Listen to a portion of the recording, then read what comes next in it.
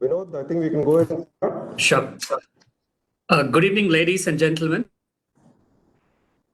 I welcome you to this first inaugural Dr. M.A. Chidambaram Memorial Lecture Series.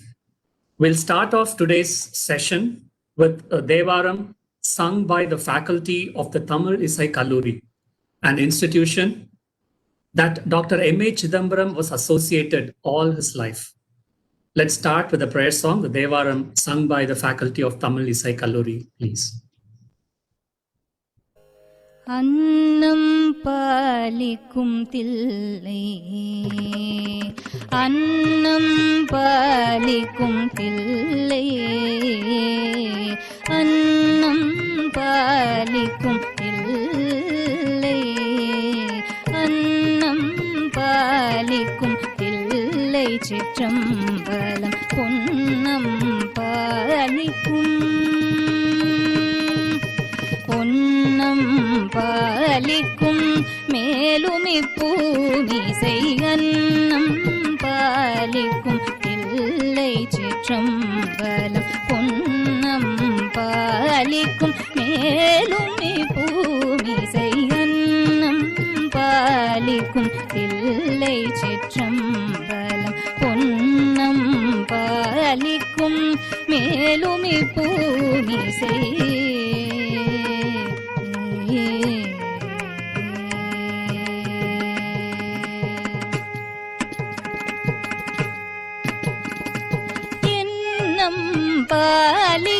பாலிக்குமாறு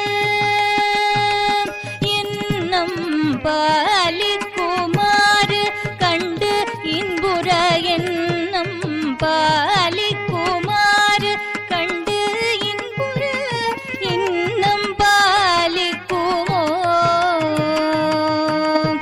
இன்னம் பாலிக்குமாறு கண்டு இன்புற இன்னம் பாலிக்குமோ இப்பிறவியே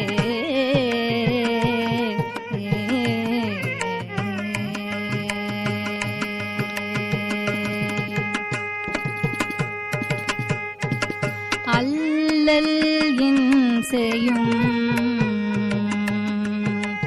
அல்லல் என் செய்யும் அருவினை என் செய்யும் அல்லல் என் செய்யும் அருவினை என் செய்யும் தொல்லை வல்வினை தொந்தந்தானின் செய்யும் அல்லல் என் செய்யும் அருவினை என் செய்யும் தொல்லை வல்வினை தொந்தந்தானின் செய்யும் அல்லல் என் செய்யும் அருவினை என் செய்யும் தொல்லை வல்வினை தொந்தந்தானின் செய்யும் தில்லை மாநகர்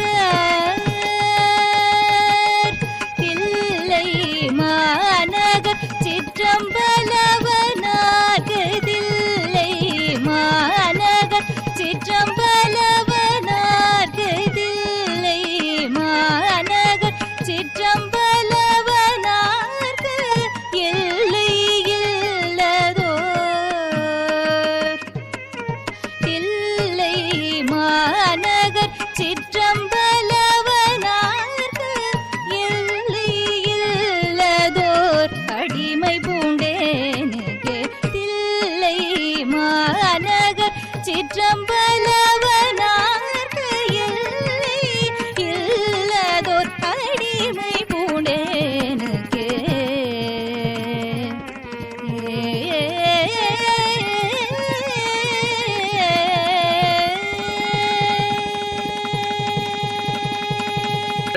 Mr. A.R.R.M. Arun, President, the Southern India Chamber of Commerce and the Chairman for the Valengro Group, to deliver the formal welcome address. Mr. A.R.R.M. Arun, please.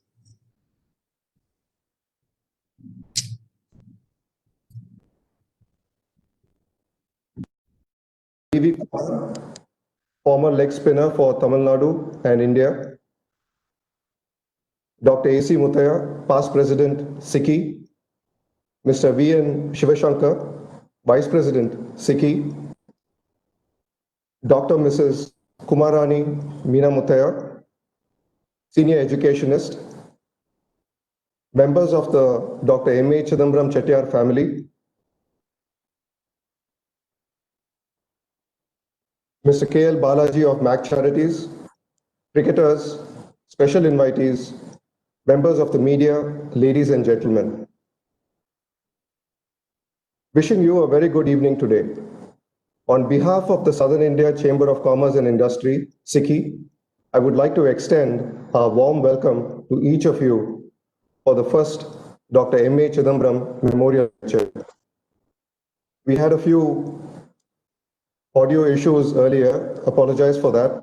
We'll try to see if we can have that rectified. But in the meantime, we'll go ahead with today's program. SICI has, as most of you would be aware, completed 110 years of service to industry, government, and society. During this past century, we've had several eminent presidents who have brought us laurels, setting the base for us to grow upon. One of these eminent presidents has been Dr. M.A. Chidambaram, a great stalwart in his own right. He was the president of our chamber from 1951 till 1957. We are glad to have now started this memorial lecture for him. With my election as president in August, I'm glad that today's event is one of the first events we are conducting under my presidency. While I've certainly not had the opportunity to work alongside Dr. M.A. Chidambaram, I must say that I've gotten to know a lot about him in the past 25 years.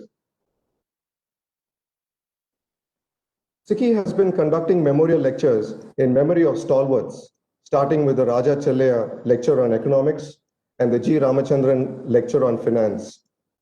SICI has also conducted our past president, Mr. M.V. Arunachalam's memorial lecture. We are proud of the significant base that our eminent past presidents have established for us. I must say that we are excited to be setting the base for the next 100 years for our future generations to accordingly take forward. It has now been more than 2 decades since the passing away of Dr. M.A. Chidambaram. Still, his name resonates among society.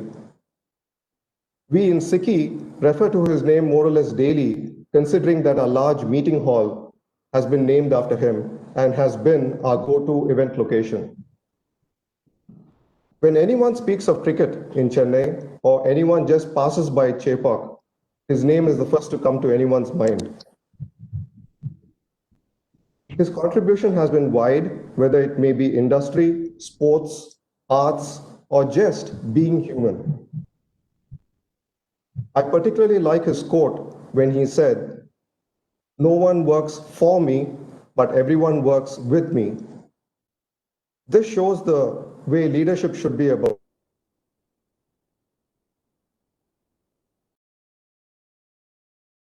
Chidambaram has certainly shown the way for generations to come, wherein one's life has to be of value. It's not just about the wealth that one accumulates or the publicity one has. One's name resonating solely depends on the extent to which one has positively touched most sections of society. Going forward, I would like to take this opportunity to also share with you 2 important areas progressing upon under my presidency.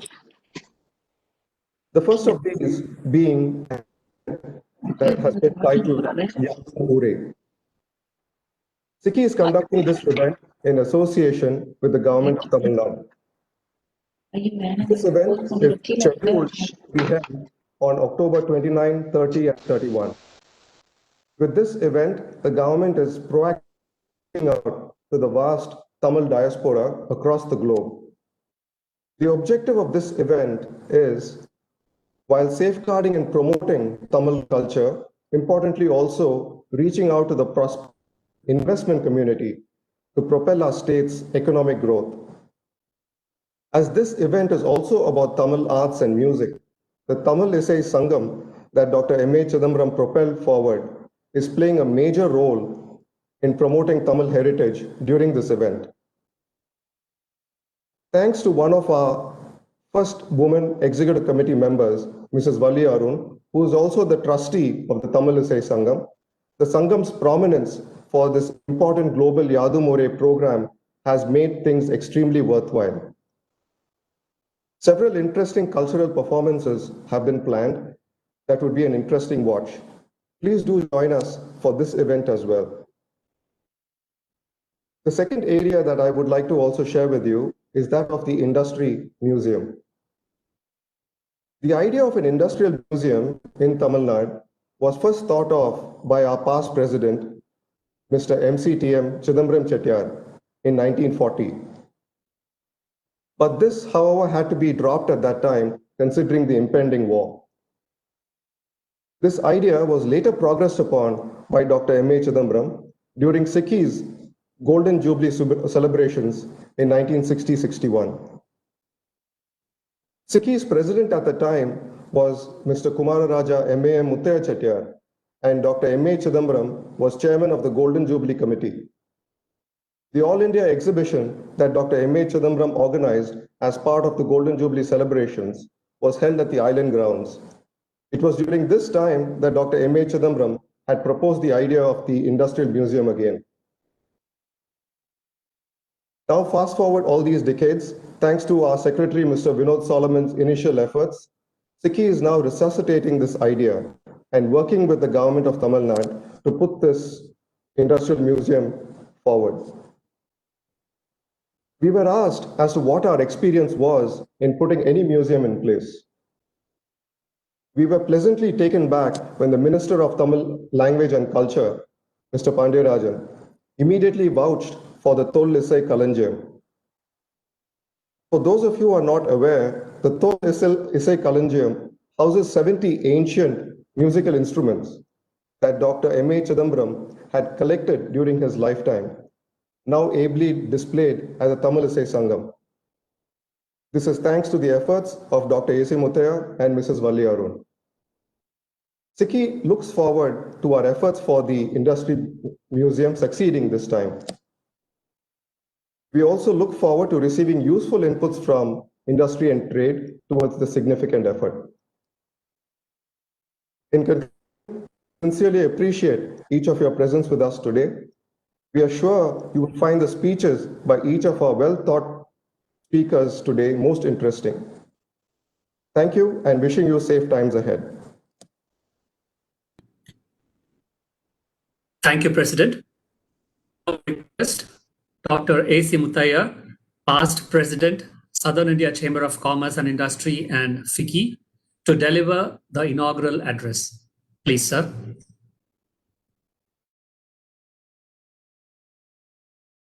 Friends, I'm indeed very glad and thankful to SICKI for arranging this memorial lecture in memory of my father. SICKI has been talking about this for quite some time, but it happened only now during Arun's presidency. The choice of speakers are really exemplary.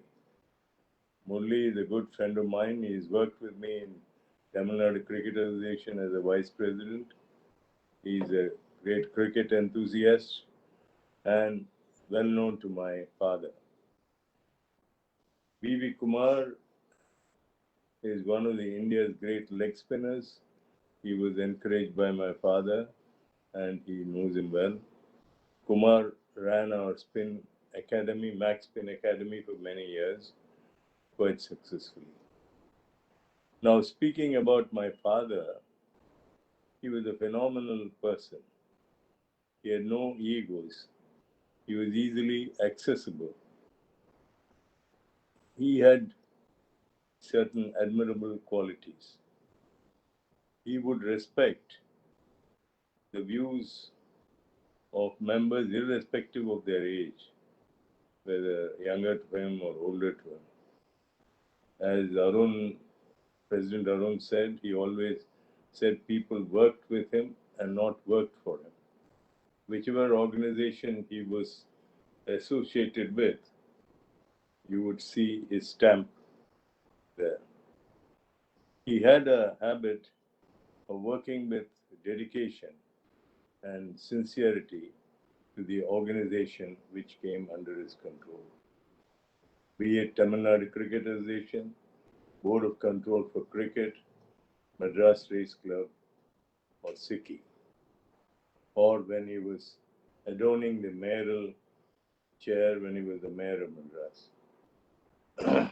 When he was mayor of Madras, he had the privilege of hosting a grand reception to the delegates of the Avdi Congress session at My Lady Garden, wherein all the stalwarts of the Congress party were present, including Panditji. He had also the privilege of hosting a civic reception to many dignitaries, including the Russian Prime Minister at that time, Bulganin, and Mr. Khrushchev, member of the Presidium of Supreme Soviet. I still have the camera which Bulganin and Khrushchev presented to him. The civic reception was held at the present Nehru Stadium, which was then known as the Corporation Stadium. As president of TNCA, he constructed the stadium, which has become a landmark in Chennai by giving his personal guarantee to the Indian Bank for the loan. Here I would like to narrate about the naming of the stadium. Many of you may not know how the name came about. There were some unscrupulous elements who were opposed to the idea of naming the stadium in his name and provoked the then Chief Minister, Dr. M. Karunanidhi, to object for naming the stadium in his name. And my father heard this through the Chief Secretary, Mr. Savanayagam. He immediately sought an appointment with the Chief Minister and took all the vice presidents with him, Mr. Balu Alaganan, Mr. C.D. Gopinath, Mr. Ratnam, and Mr. Anand to the Chief Minister's residence, and explained to him why they chose to name the stadium in his name. It was because of the personal guarantee signed by him. Even though this proposal was there, he offered to Dr. Karunanidhi to name it as Kalinga Karunanidhi Stadium if he desired so. Immediately, to put an end to this controversy, Chief Minister very sportingly told my father, please name it as M.A. Chidambaram Stadium, which will be a standing tribute to your contribution to TNCA. BCCI was very close to his heart. He conducted the affairs of the board for nearly 14 years immaculately. Those days, BCCI was a closed club. He always made a mark at the Imperial Cricket Conference, which is known as the International Cricket Council now.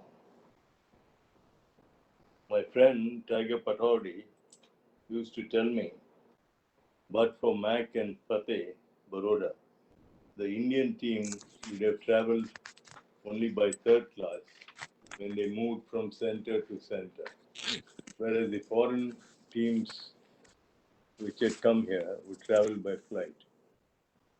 My father and Fateh used to spend out of their own pocket their personal money to enable the Indian players to travel by first class.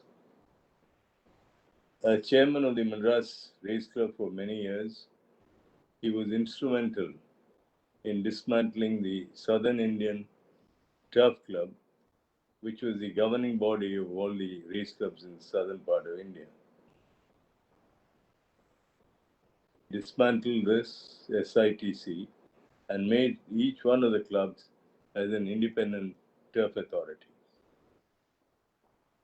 As president of SICKI for many years, He was responsible for shifting the Sikhi office from the dilapidated building on First Line Beach to the present location by constructing its own chamber building. Sikhi was the only chamber to have its own building. He had many such credits. He mastered the art of making friends and cultivating the friendship.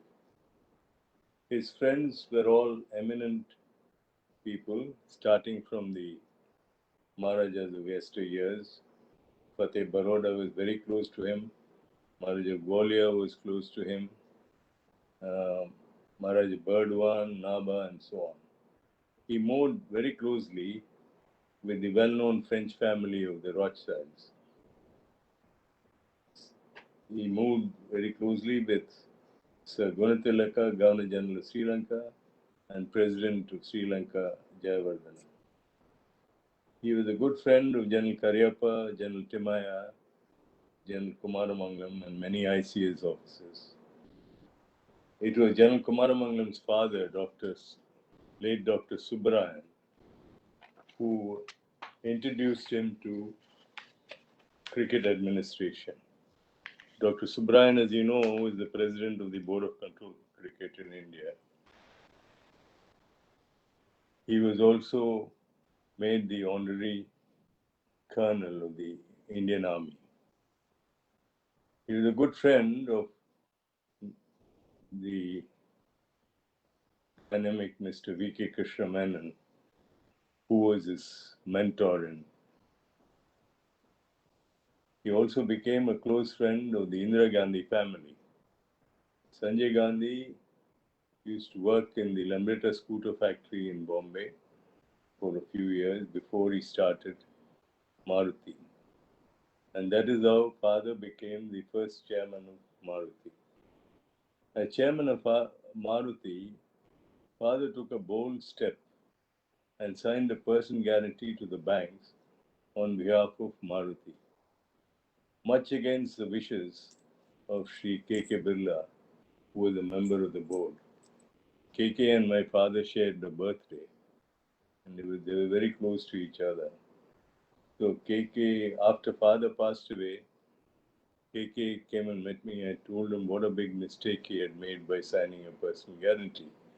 And he spoke to the Gandhi family and cancelled the guarantee. I'd like to narrate an interesting moment here. Mrs. Gandhi had visited Tuticorin to unveil the statue of VOC. The same evening, we had laid the foundation stone for one of the plants of SPIC. It was pitch dark and we were all standing on the roadside where the cavalcade of the Prime Minister would pass. My father requested the then Superintendent of Police, Mr. Walter Devaram, to stop the PM's cavalcade. Devaram told my father, it is impossible, sir, my job. Father told him to check with him. But never checked with Sir. Tabanagam told him, if Mac asks you to stop, you go ahead and stop PM's cavalcade. With great hesitation and fear, Devaram's cavalcade as she was passing. As soon as Mrs. Gandhi got out of the car, there was a broad smile in her face. And she looked at father and said, "Hey, Mac, what are you doing here?" We were all standing beside, and we were astounded and relieved. He's just to mention the memorial lecture. Before I can, like, the members committee of PP to organize the memorial lecture, and I would also like to thank only Vivi Kumar for speaking on this occasion.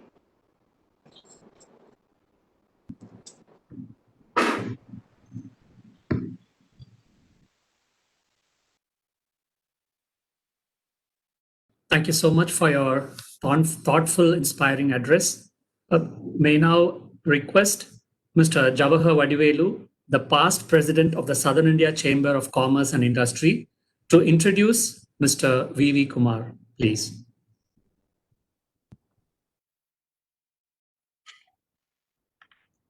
Thank you, Vinod.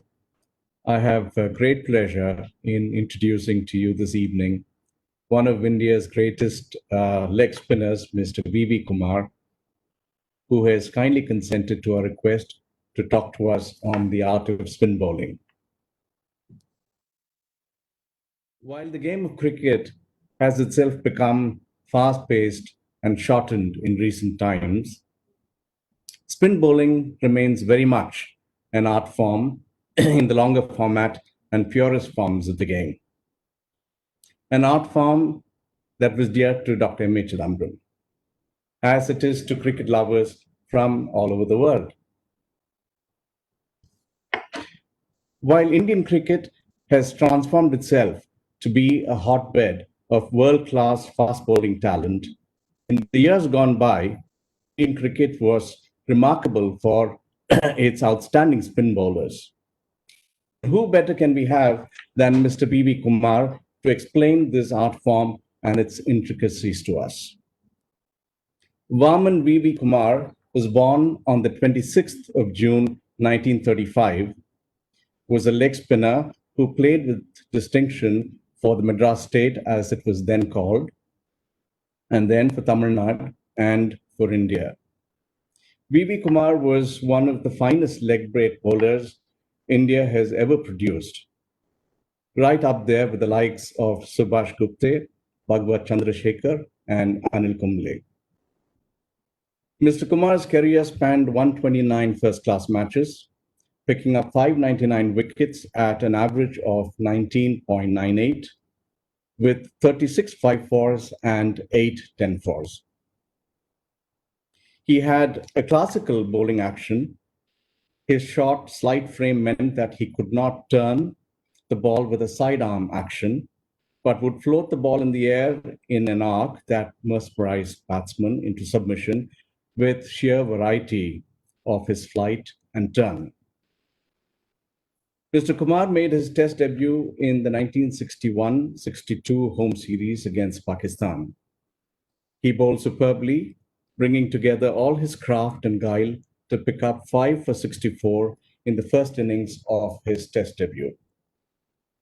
He became the only second Indian bowler after Mohammad Nizar to take a 5-4 on test debut. He was also the first bowler to pick up 300 wickets in Ranji Trophy, breaking C.S. Naidu's record of 295 wickets. He then went on to become the first bowler to take 400 wickets in Ranji Trophy. Mr. Kumar had an illustrious career both on and off the field. After retiring from first-class cricket, he continued to play for his employers, the State Bank of India, where he rose to the position of general manager before retirement. He was the first chief coach of the Max Spin Foundation, founded by Dr. M.A. Chidambaram, and was the technical advisor to the BCCI and chief coach of the National Cricket Academy. Without further ado, over to you, Mr. Kumar.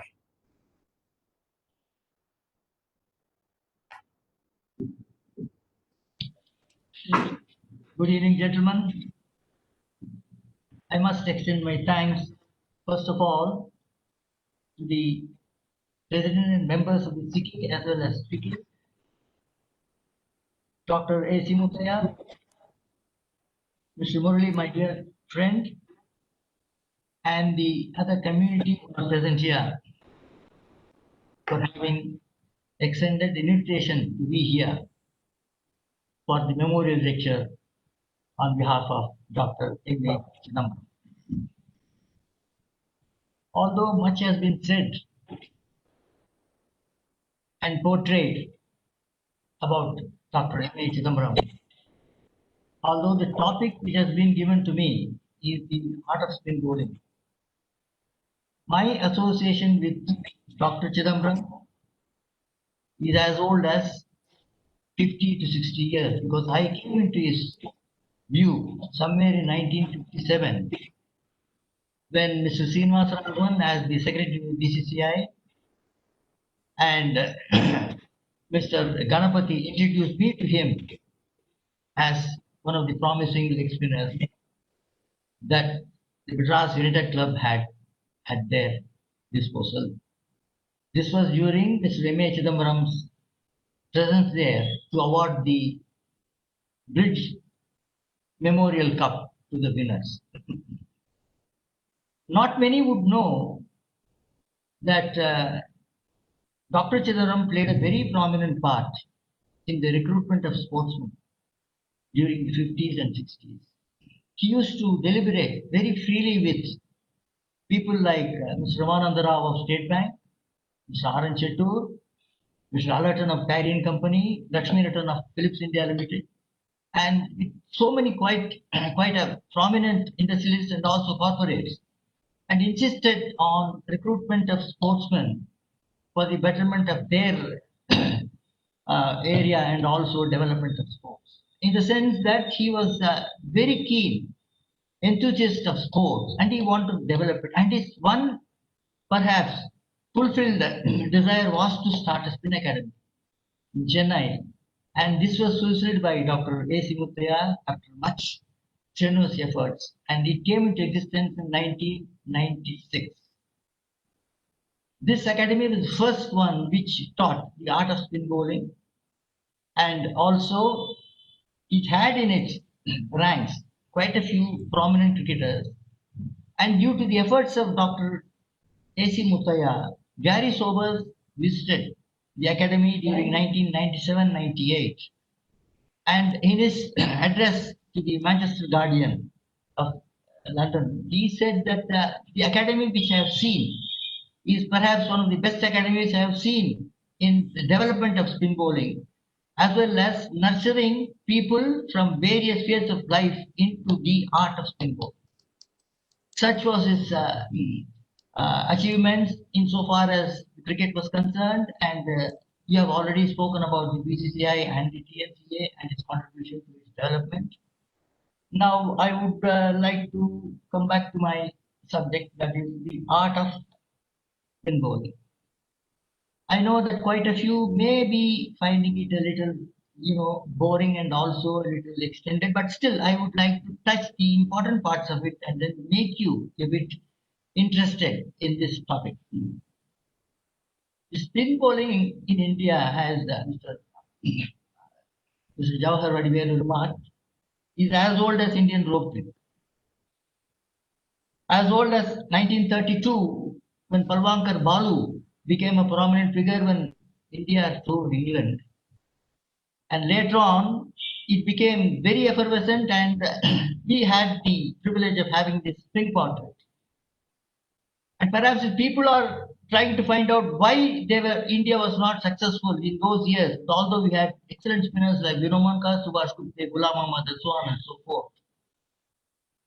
The only drawback during those times were the poor fielding. Although we had good batting strength, our fielding let us down very badly. And had it been for the fielding and the physical fitness that we have now, you can remember, you can imagine what Subhash Gupte, Mankat, Ghulam Ahmad would have done. But still, it goes a long way to prove that spin existed in those days and people recognized and the world recognized. So I would probably put it back to you as to what is that spin had made so much of impact on the people. A spinning combination is mainly, a spinner, his duty is to mainly make the batsman commit mistakes. How? By spinning the ball or by giving a revolution and trying to vary the flight according to the wind which is blowing either from the southern side of it or northern side of it, and also the wind that is blowing against the bowler's repertoire. They are the areas which absolutely control the spin bowling to a great extent, which may be a little bit difficult for the batsman to gauge and then try to play him. That was the main intention of a bowler, to make the batsman play a false stroke and get out in that manner. As you would perceive, there are so many ifs and buts for being a good spinner. First of all, you must have the physical strength. Number two, you must have the thoughtful process of how to bowl in different type of conditions and wickets. And number three, whether you have the adequate field strength capacity to judge your bowling and then try to force up to situations that might require their help. These are all the areas in which a spin bowler operates. And as I told you, making the spin effective will be entirely dependent on the parabola, or what you call as the dip. And you might be perhaps, as Mr. Jawahar Vadivel explained, that what is the dip or parabola that is normally achieved by a spinner? It is a dip that is being achieved by the spinner is that when the ball is spun, top spun, with a lot of revolutions, it displaces air and slices through the air, and if the batsman thinks that the ball is going to be there, but unfortunately it will be a little more short. That makes him a little doubtful whether to play forward or little to go still stretch forward and then play. This is where the question of the parabola comes in. But these are all I'm talking about the old times where spinners more or less had this parabola, but now this you will find it in a different area of spin bowling now. And in that process, I would like to mention the evolution of the instant cricket. The instant cricket, as you may call the one-day cricket or the T20 cricket. We had instant cricket in the 1950s, the sport and pastime tournament was there.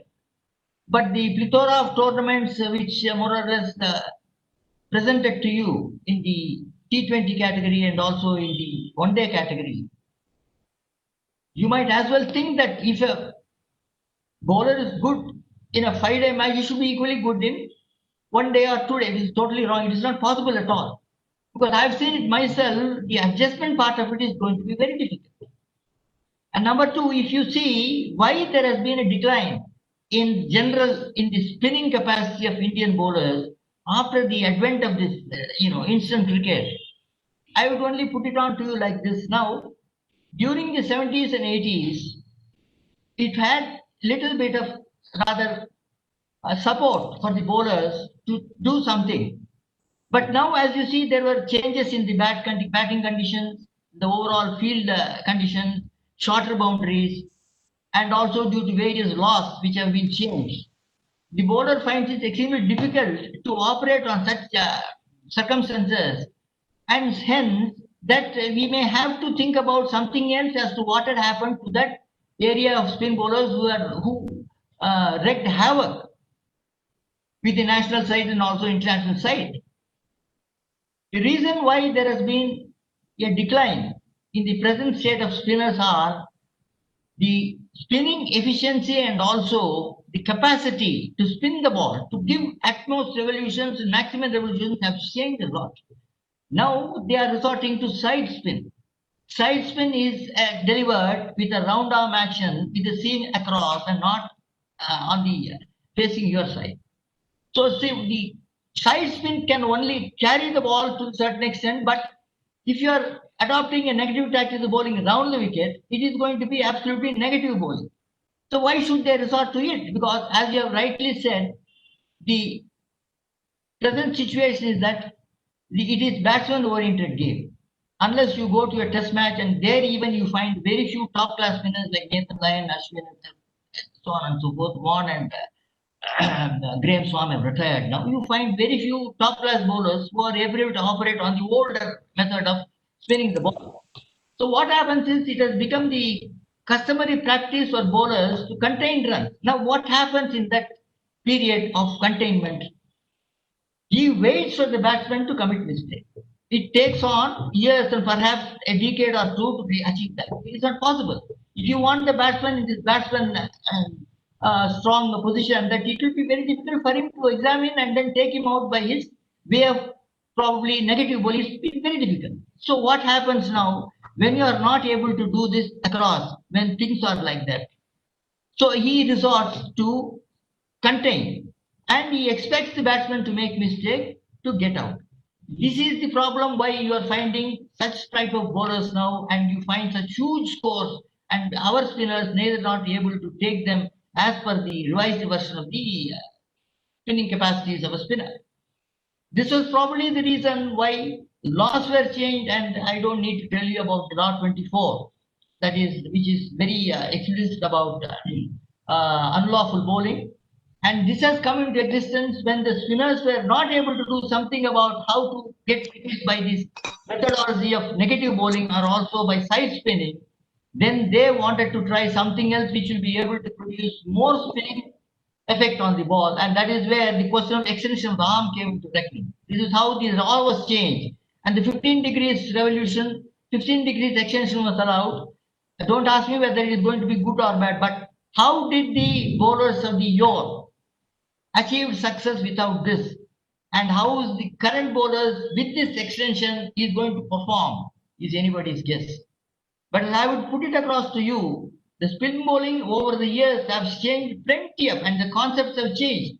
The field settings have changed. And you find mostly the close-in fielders, which was very prominent during Vishen Bedi's period, where you have Eknath Sorkar, Abid Ali, and then Venkatraghavan and Ajit Vadekar crowding around you to get out of that. These were the areas where the parabola and the turn were prominently there. Now, why you are not able to do that is because there is lack of application on the bowler, because he is resorting to side spin and mostly to be negative by bowling round the wicket mostly and not trying to aim at the batsman to get out, but you are trying to give him adequate time to get him out. But you have to find methodology and ways to get him out. That is how you bowl at the batsman, not to the batsman. You find a difference. Bowl at the batsman, you are bowling at a time when you are trying to get him out. But bowling to the batsman, anyway can do it. This is the possibly the changes which have more or less come into existence.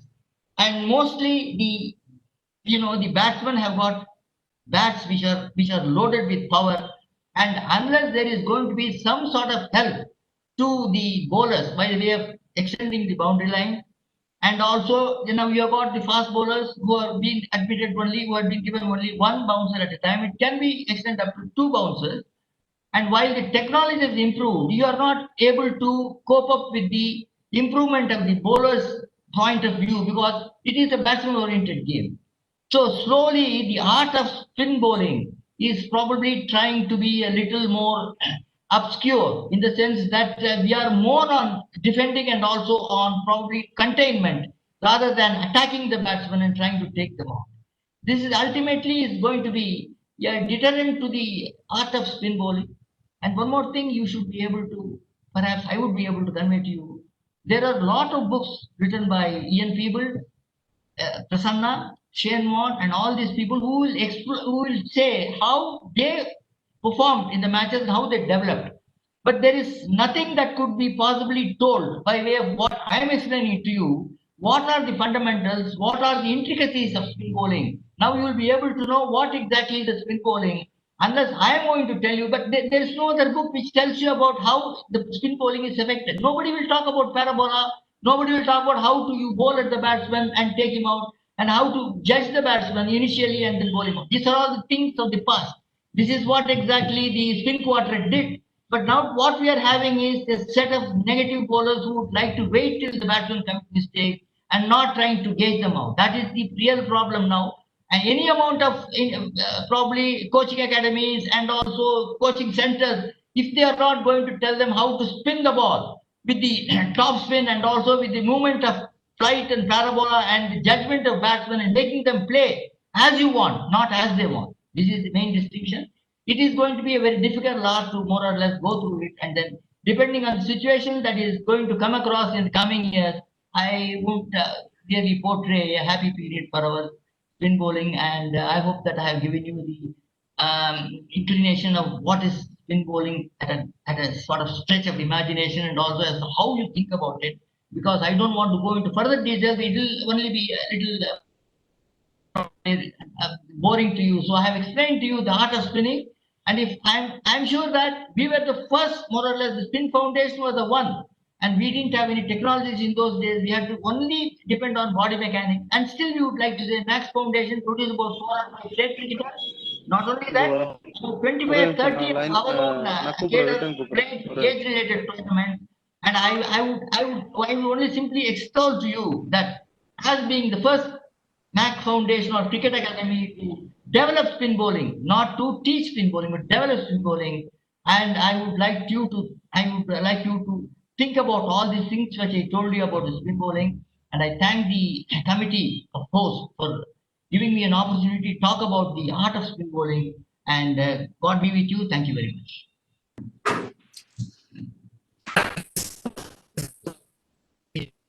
Address and sharing your experience.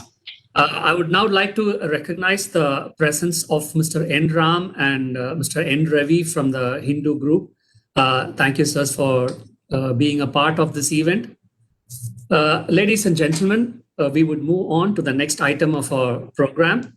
I would now like to share the introduction of Mr. Yan Murali by Mrs. Sita Chidambaram, the daughter of Dr. M.A. Chidambaram. I'm very happy that Murli is the guest speaker today. Murli comes from the Hindu family, which is very close to my father and me as well. Ram, Murli, Ravi, they're all very close to us. I'm very happy that Murli accepted to be the chief guest today. He is a phenomenal knowledge on cricket. He's worked with me as vice president of Tamil Nadu Cricket Association, and he's very frank and forthright.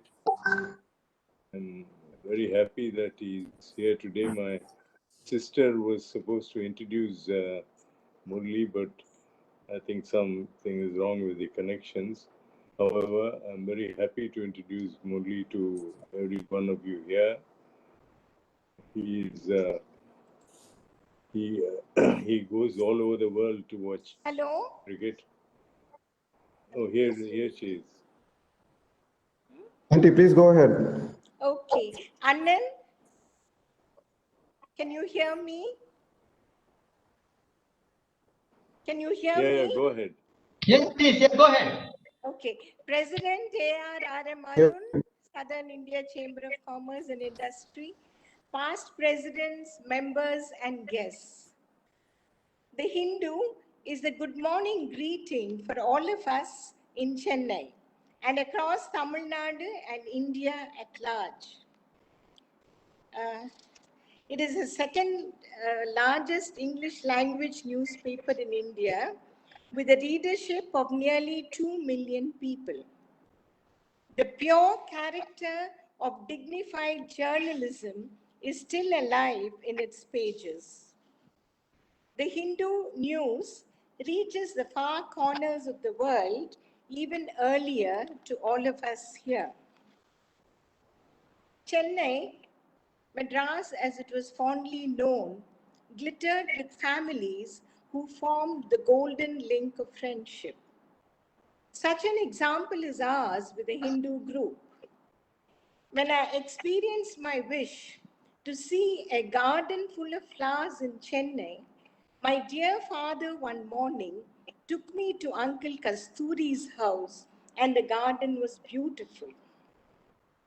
St. Thomas Convent, now known as Rosary Matriculation, brought the children of the families together. N. Ram, I believe you're here, being my classmate, Murali and Ravi were junior to us, and their older sister Usha, a classmate of my cousin M.A.M.'s wife Sigapi, was a school head girl, and we were all in admiration of her. This thread of affection brought the brothers to see father at the nursing home. Father was very fond of them, and he agreed to see them.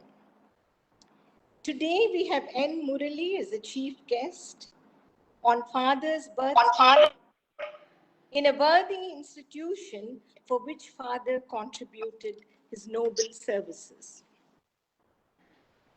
I thank Arun and wife Valli.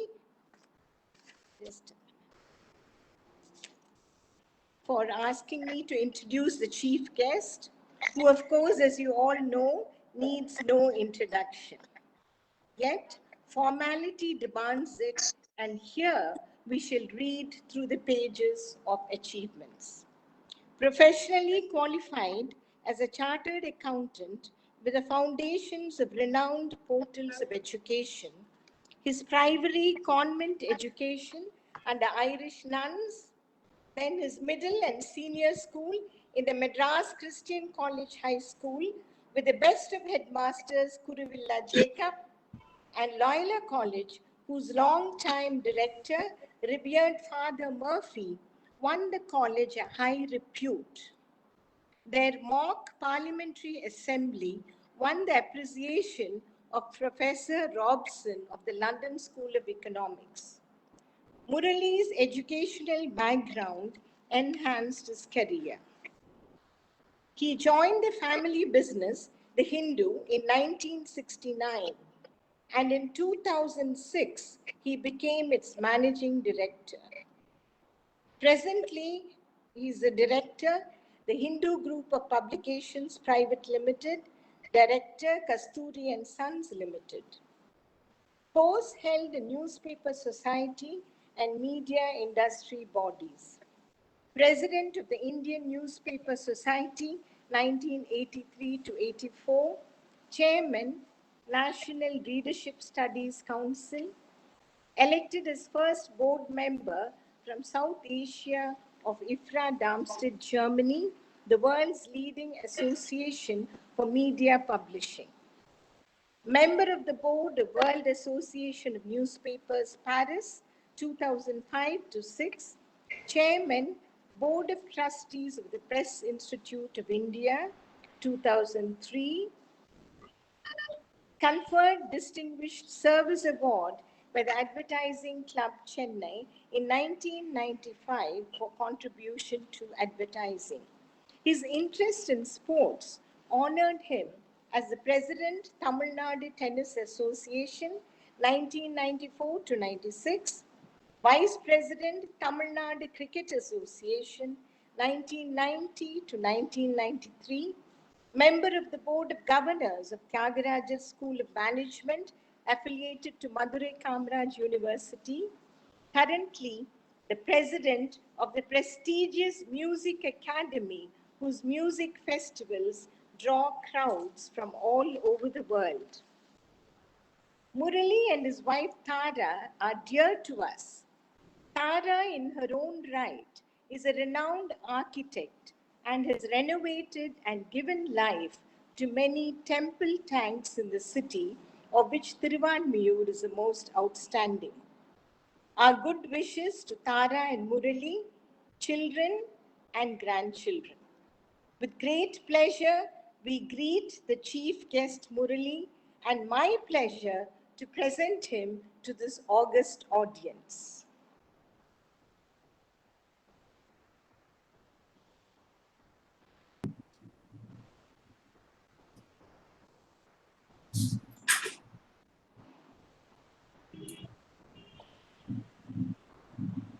Thank you, ma'am. May I now request Mr. N. Murali to deliver Dr. M.A. Chidambaram Memorial Lecture, please.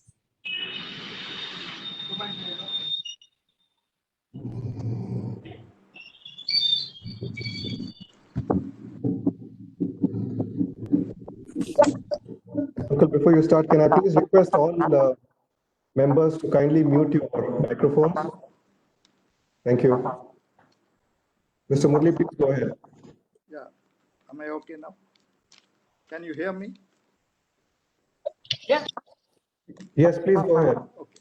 Good evening, and thanks Muthu and Sita for those kind words of introduction. ARM Arun, the president of SICKI, Mr. A.C. Muttaya, the past president, Sita Chidambaram, Jawahar Vadivelu, and my very good friend Vivi Kumar, who's been one of the greatest spin bowlers of India, office bearers and members of Sikhi, members of the family of M.A. Chidambaram, or Mac, he was affectionately called, and distinguished invitees, cricket lovers, and friends. I'm deeply honored and delighted to have been asked by our close family friends, Sri A.C. Muttaya, and the rest of the family to be here and to give the first M.A. Chidambaram Memorial Lecture. And I couldn't have asked for more. For instance, my day is already made because not only because of those kind words of introduction, but hearing my good friend Vivi Kumar talk about the intricacies of spin bowling in a manner where only he can. He's, I don't think any book can teach, as he said, what he explained now about parabola and so on. And I think his talk was extremely perceptive and insightful. And we all thank him for that. Age has not dimmed his sharpness. And even today, probably he can bowl spin.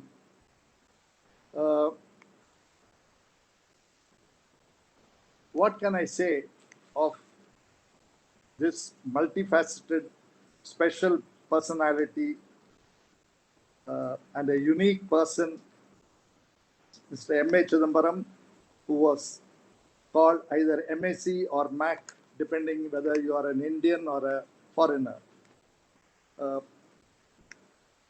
He was unique because he had made his imprint on so many walks of life. As a businessman, an entrepreneur, sports lover and sports administrator, benefactor, philanthropist, and a great patron of arts. We all know that he was born into a very wealthy Nangarattar Chettiar family and the youngest son of Raja Annamalai Chettiar, who was a public figure and also was involved in the traditional family business of banking and trading, and having estates in Burma, Malaya, and Indochina. Mac did schooling in Madras. I'm proud that he went to the same school as some of us, and his son A.C. Muttaya went to Madras Christian College School, but also he changed schools and went to Santhom High School and also PSI School later.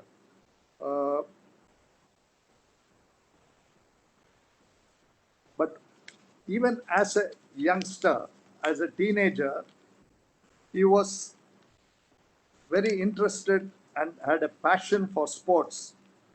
But he was sent to his native place to learn business even as he was in his teenage. There he was looking after and learning the ropes of business, family business, consisting mainly of banking and trading. And he was also sent to Annamalai University, founded by his grandfather, for studies in English under the silver-tongued orator, Right Honorable Srinivas Sastri. And no wonder MAC had a penchant for Queen's English. He got involved in family business for many. After moving to Chennai, following his father's death in 1948, his elder brother Raja Muttaya Chettiar, as the tradition went, had the last word on business, on matters relating to business.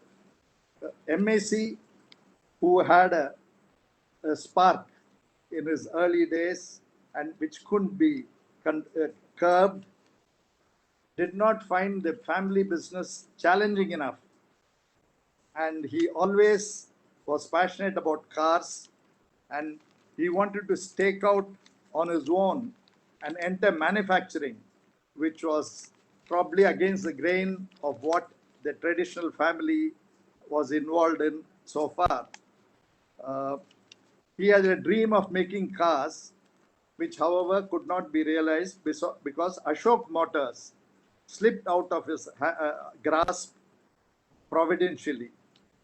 But it was compensated later by his acquisition of Automobile Products of India, which made not only automobile components and three-wheelers and assembled some cars, but also introduced the famous Lambetta scooter, which was very popular in the 60s and 70s, and which had a waiting period of 7 to 8 years.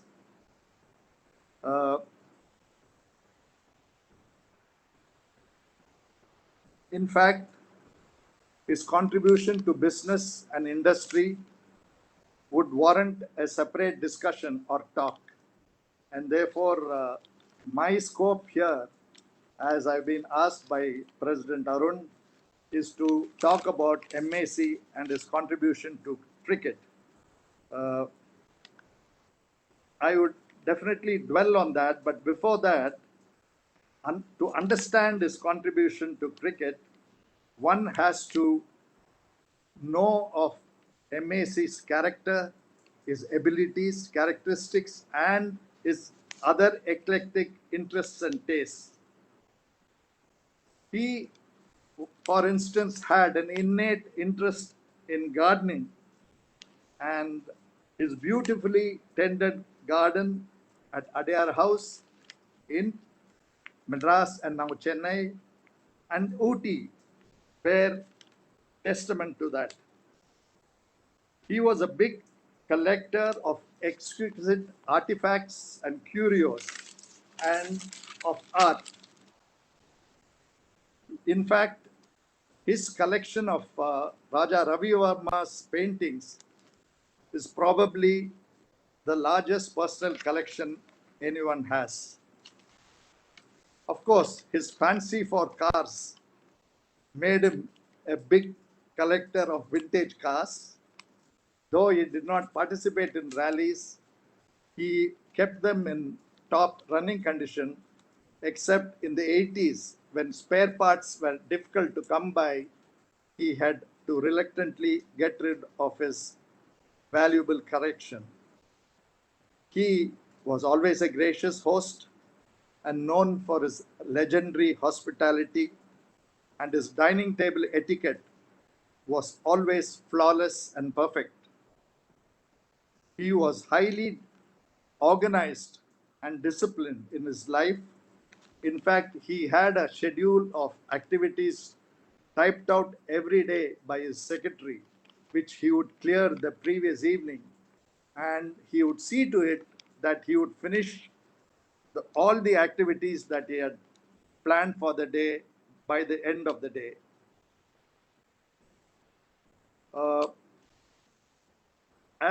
The purpose of this talk, as I said earlier, is his contribution to cricket, I will briefly refer to his passion for sports in general, because he was not just a one-trick pony who concentrated only on cricket. Far from it. He was fond of other sports also. Of course, cricket, with its religion-like, cult-like following, dwarfed all other sports in India, and therefore, top of mind recall would invariably evoke his contribution to cricket, and which has become so deeply ingrained in our collective consciousness. But cricket was his first love, as everybody knows. In his younger days, he played cricket, hockey, and tennis. He played polo and was fond of riding. and he had a polo ground in his estate in Chennai, in his compound, I should say, and also was a keen polo player. Uh, Apart from cricket, in his early days, he was interested in sports administration. So he cut his teeth in sports administration, so to say, in first becoming the president of the Madras Table Tennis Association. How many of us will even know that? He was also the president of the Polo Club and or the Madras Riding Club. More prominently known, however, are his stints as president of Madras Tennis Association, which later became Tamil Nadu Tennis Association, and All India Lawn Tennis Association in the between 63 and 66, and was chairman of the Madras Race Club, as was alluded to by Muthu. Ramanathan Krishnan, India's greatest ever tennis player, has handsomely acknowledged being the beneficiary of MAC's munificence. Recognizing his exceptional talent, MAC set up Krishnan Education Fund to help Krishnan continue taking coaching and also pursue his education at the famous Loyola College. A monthly stipend was paid from the fund, and later MAC also enabled Krishnan to take coaching from the legendary Harry Hopman for a stint. MAC's concern and genuine empathy for sportspersons was legendary. When Krishnan arrived in Madras after winning the men's nationals in Calcutta at the age of 16, here was MAC in pouring rain under the umbrella, waiting to receive and congratulate Krishnan. And he is also known to have met Krishnan at all unexpected places where Krishna was playing, but of course also in Wimbledon, uh, where Krishnan came to the semi-finals in both 1959 and 60. And when Krishnan won his quarterfinals match and was going to his locker room, not surprisingly, MAC was waiting there to greet him. I think these are illustrations of what a person like MAC can do if he has concern and empathy for sportsmen and the lengths to which he can go. In Krishnan's words, he was my first patron. He gave me help when I needed it most. And in horse racing, he was the owner of some 40 and odd horses in partnership with friends, but always remained a sporting owner. As chairman of the Madras Race Club, he followed the highest standards of probity and integrity, always treating horse racing as a sport. And now we know what horse racing is like, and not a place to make money through gambling. It is MAC and cricket which is fascinating for all of us. And cricket was undoubtedly his first love, as I said, and he made his greatest mark as an administrator in cricket. But seeds of his sports organizing and administering abilities were sown as early as 1933, when at the age of 16, he recognized that there was hardly any place where Indians could play cricket, for it was dominated almost totally by Englishmen. Therefore, at that age, he started his own cricket club called the Adyar Cricket Club and ran it for 3 years. That it had to wind up after 3 years was due to no fault of his, as he had to answer the call of family business and move to his native place for a few years to get involved in family business. It was in cricket that MAC made the greatest mark and left the deepest footprints on the sands of time. MAC entered sports administration in the early 50s. He became the president of the State Cricket Association, Madras Cricket Association as it was then, and later became Tamil Nadu Cricket Association in 1956.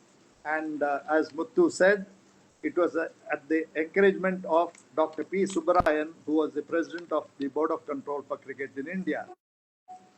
He was re-elected president for a record 32 years when he stepped down as president in 1988.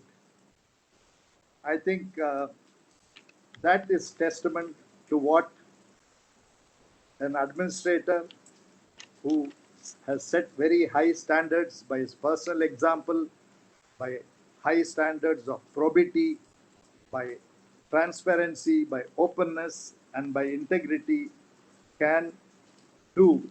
And the people, naturally, TNCA would not let him go. When he took over, TNCA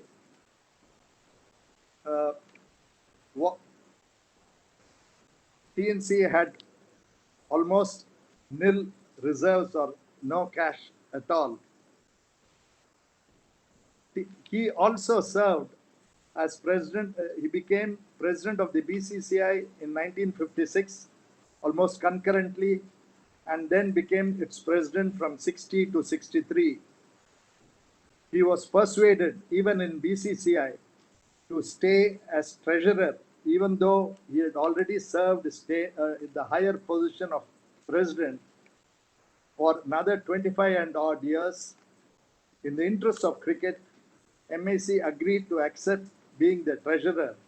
And even now, people talk about how, as a treasurer, he not only safeguarded and built the board's finances, but also was so fastidious and disciplined in money matters, and as a result of his financial acumen, that the board is what it is today, almost entirely due to MAC's contribution. So as you can see, his active involvement in the affairs of the state cricket, Indian cricket, and even international cricket were running concurrently.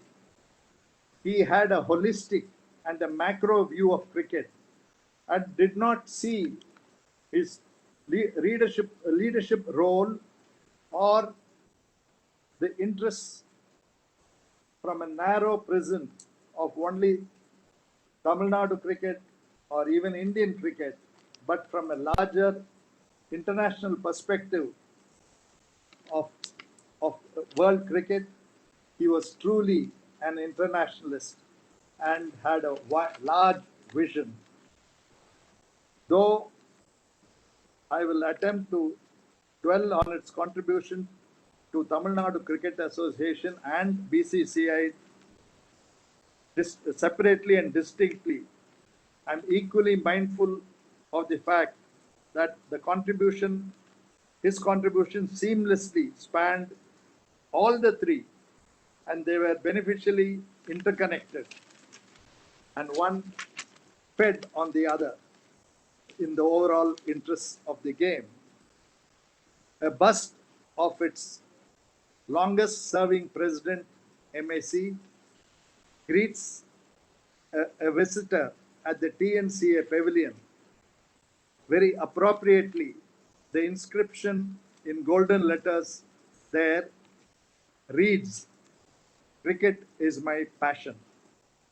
He built TNCA's finances from scratch when he took over as president, as Sujay Gupta in his wonderful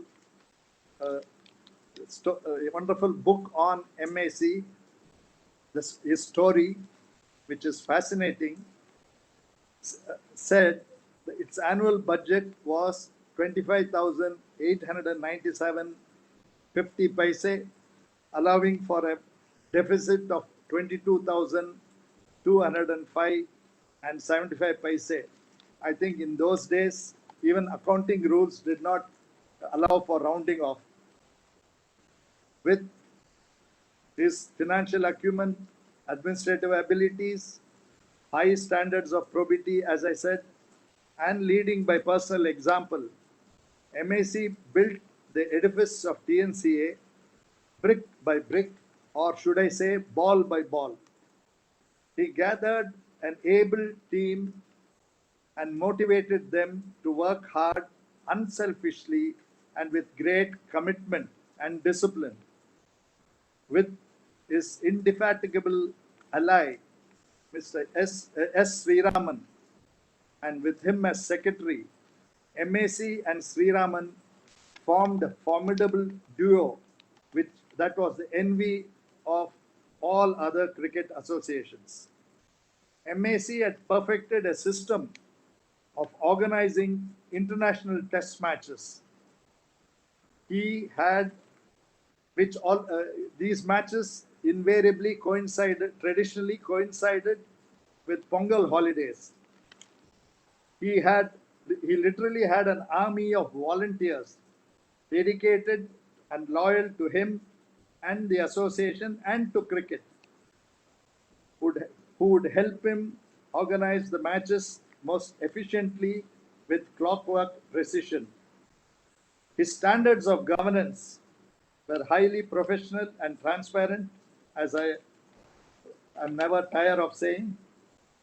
He always placed the game and cricketers above all else and was least interested in self-glory. With all these factors, favorable factors, TNCA acquired the well-deserved reputation of being the best administered state cricket association in the country. That was only to be expected with MAC at its helm. Chepauk Stadium, which stands as a testament to MAC's monumental contribution to the game of cricket, and in particular to Tamil Nadu cricket, offers a fascinating story of how it came about. Earlier, there were no permanent stadium. We all remember as children, as crazy cricket enthusiasts, not wanting to miss even a single day of a test match, how the thatched stands were put up for every test match and chairs were hired. We also remember during MAC's time, because of his concern, not just for players and players alone, but pardon, but for also the spectators. We still remember fondly the bucket chairs that he organized with cushions at the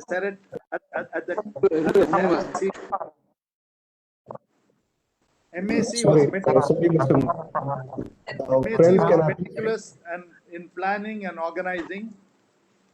This project took shape when he set up, because his dream was always to have a permanent stadium. This project took shape when he set up a committee, negotiating committee, in the year 1961, because there was no land, land usage permission was required from the state government then. MAC and the committee approached Kamaraj and C. Subramaniam, and for this purpose, since he knew them well, and everybody knows that whenever he takes up any public a post or a position, he will ask only for any help for the public good, never for himself. Land was assigned finally in the year 1965. On February 9th, 1966, government officially handed over lease documents of land. And here, lease was a bit complicated because MCC also had its clubhouse and was also using the Chepauk cricket ground for its matches. And therefore, MAC, the statesman that he always was, negotiated tactfully with the MCC to see that the issue is amicably settled and the balance portion of the land is given to, with the clubhouse, was given to MCC to be retained as its own clubhouse and allowing its pavilion and also allowing MCC to play its matches on the ground. He also enabled MCC to buy tickets for test matches at a concessional rate, and thereby MCC also made money from these international matches. So the main question is, what about funds? TNCA's funds would be only a fraction of what was needed. An amount was estimated at 1.75 crores was needed for this project. And MAC single-handedly raised this huge sum. He kick-started the project with his own donation of 15 lakhs. Then he was also concurrently the chairman of the Madras Race Club, and therefore he would want one association to give to help another sister association where he was also president. But then it was a ticklish issue because MRC members would not very easily agree to this. But what again MAC did, like a statesman was, he persuaded them to give a donation of 5 lakhs in those days with the commitment that each MRC member will get a free ticket for a test match played for every test match played at the M.A. Chidambaram Stadium, and also with an option to buy 2 tickets by every member. Even after this, and with the TNCA's funds adding up to around 5 lakhs, there was a shortfall of 1.5 crores. So only a person of MAC's vision and large-heartedness can even dare to do what he did. In an unprecedented, large-hearted gesture, MAC gave his personal guarantee to the Indian Bank to extend this loan to TNCA, which could be repaid in installments out of the gate collections when they hold international matches, and this was done. The stadium was completed in stages. First in 1971, and then December 1972, northern stand in 73, and part of the western stand in 75, and the stadium, the full circle was completed only in the year 1981. And meanwhile, there was cost escalation, but MAC being MAC saw to it that the state government chipped in with 15 lakhs and how the stadium was named. I need go into uh, my friend A.C. Muthaya very clearly explained and what happened. But what I would say is, quite apart from this guarantee, MAC, it was but fitting and proper that the stadium would or should be named after MAC, which finally it was. And so I have very fond memories of cricket matches during MAC's time. We were in the 60s and 70s, particularly when we were in college and later. We used to attend every single cricket test match and also would not want to miss even a single ball bowled. All this was possible because of the arrangements that he made and because of the uh, comfort he provided for the spectators. And then we saw how he would always hold receptions for visiting teams. And as a cricket crazy youngster, I would, I would, who would get a thrill in meeting international players. I would have attended many of these receptions in the lush green lawns of Adyar House in the 60s and 70s. And as we know, his contribution to not just Tamil Nadu or Madras cricket, but also to Indian cricket itself, has been in the form of the MAC Spin Academy, which was really started in 1995 by ACM with the blessings of MAC, because by then MAC had more or less stepped back from cricket administration. It had the great Vivi Kumar, whom we just heard, as the head coach.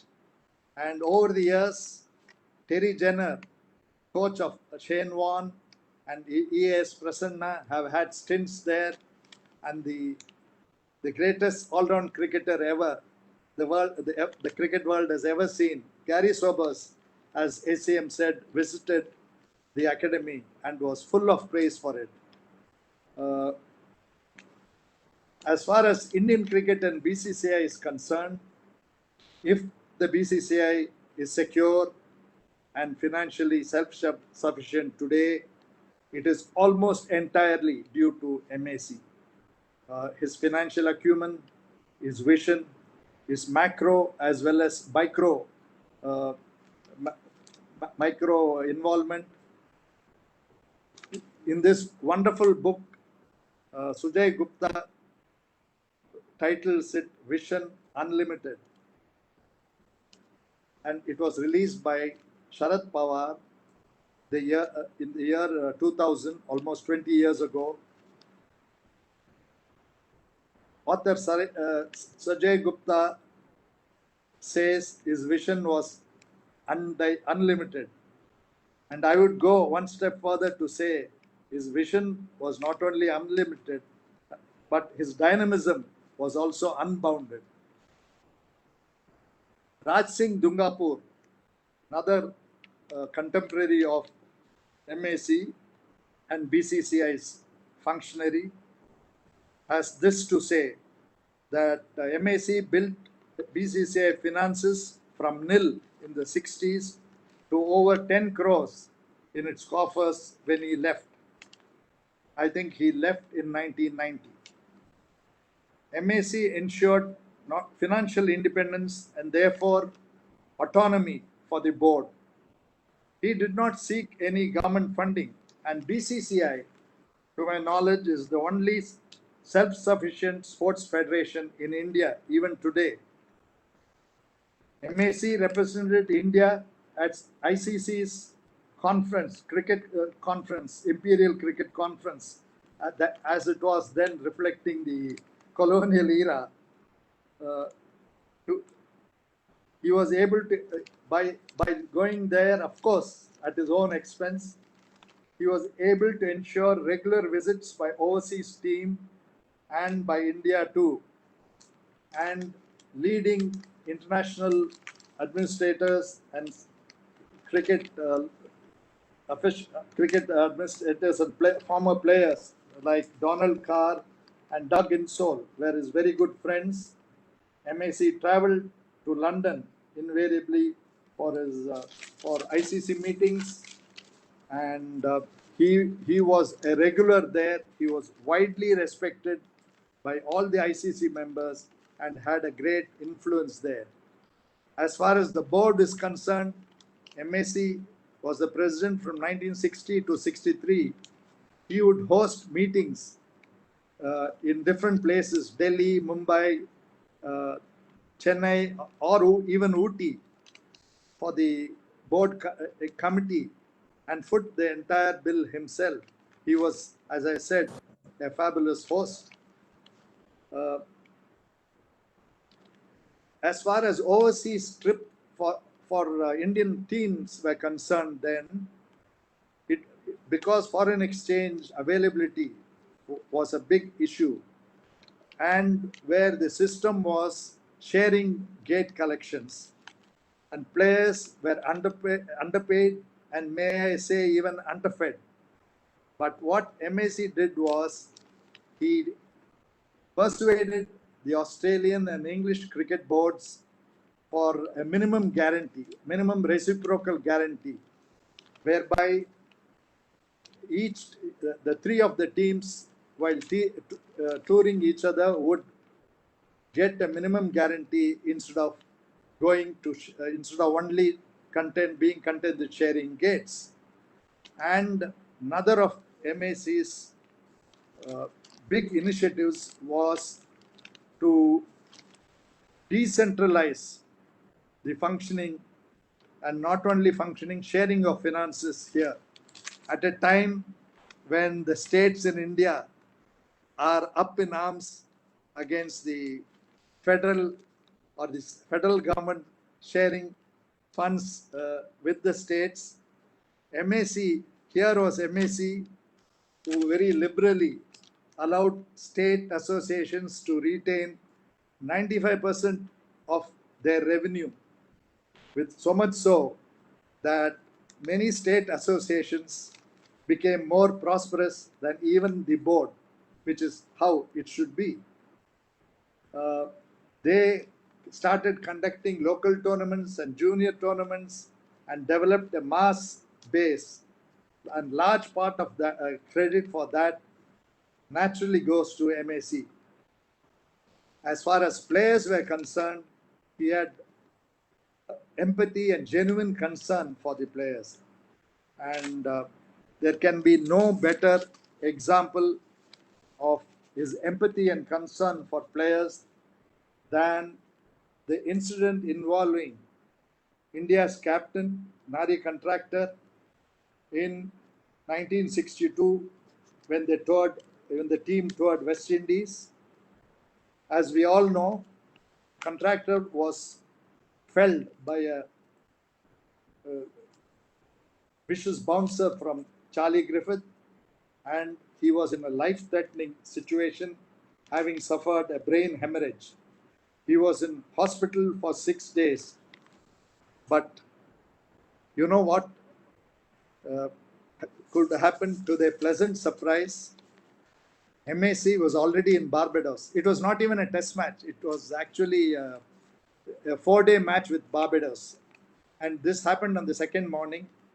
MAC was already there to empathize with the players.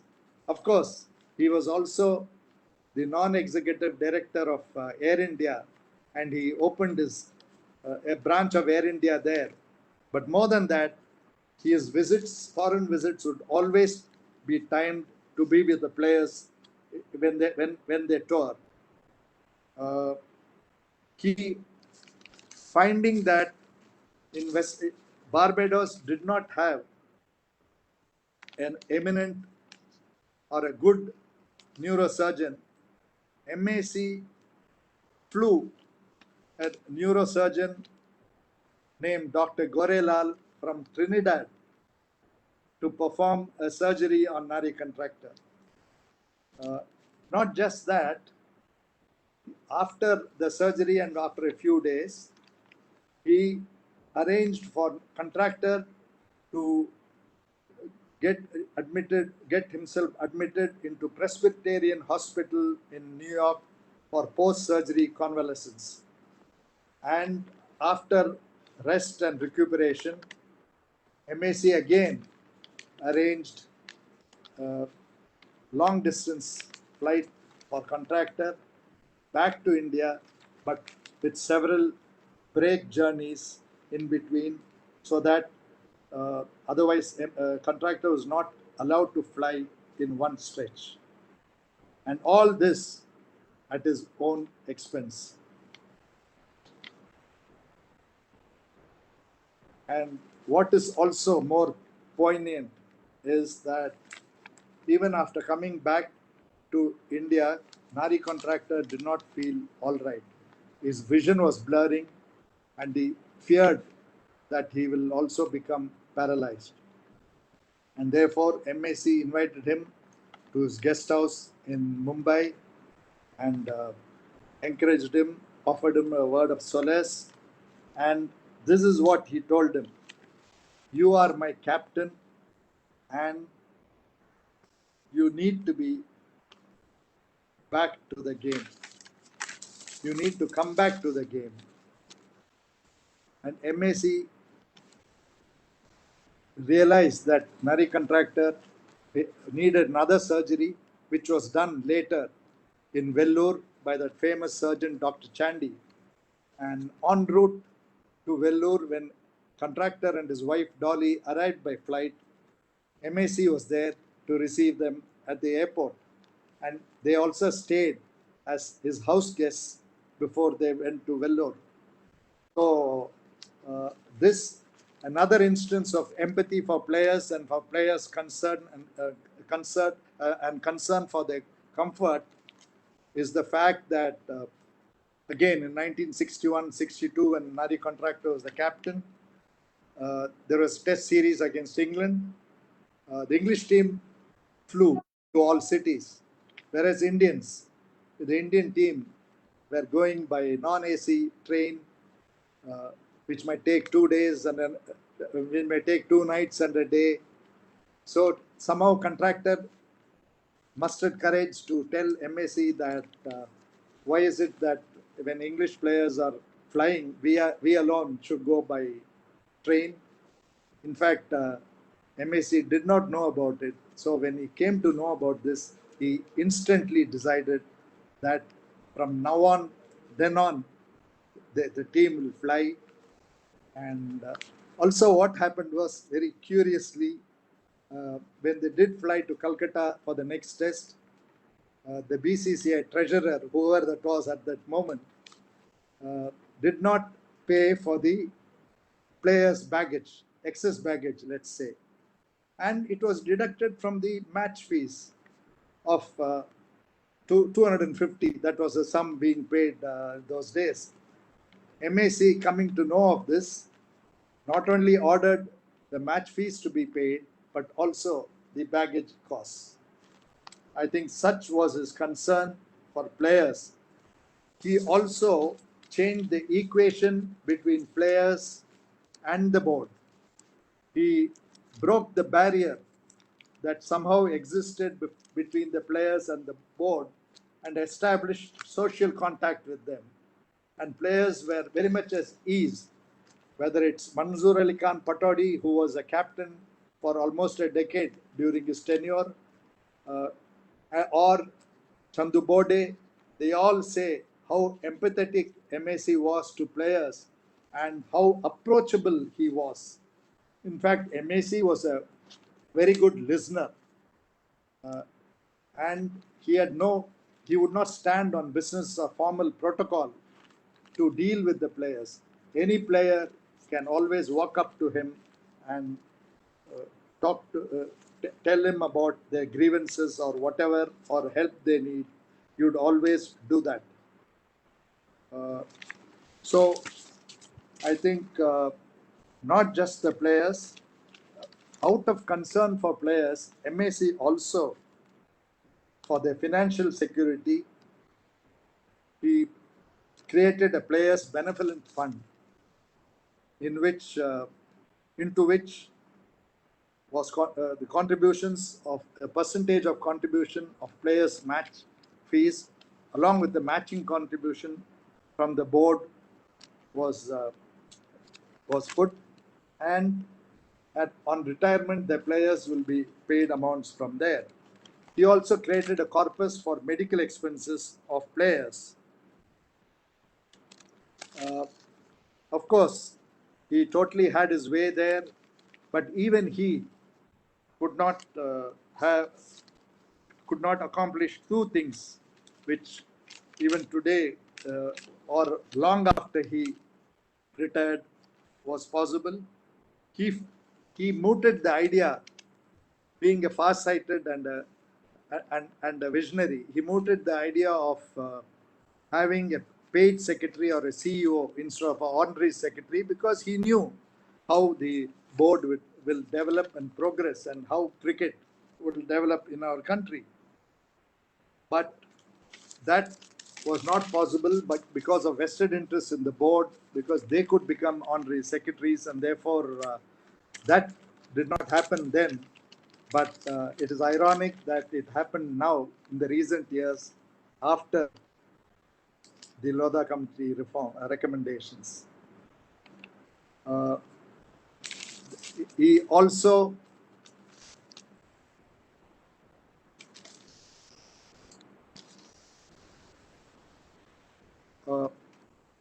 he also saw to it that the match fees and allowances were increased for the players.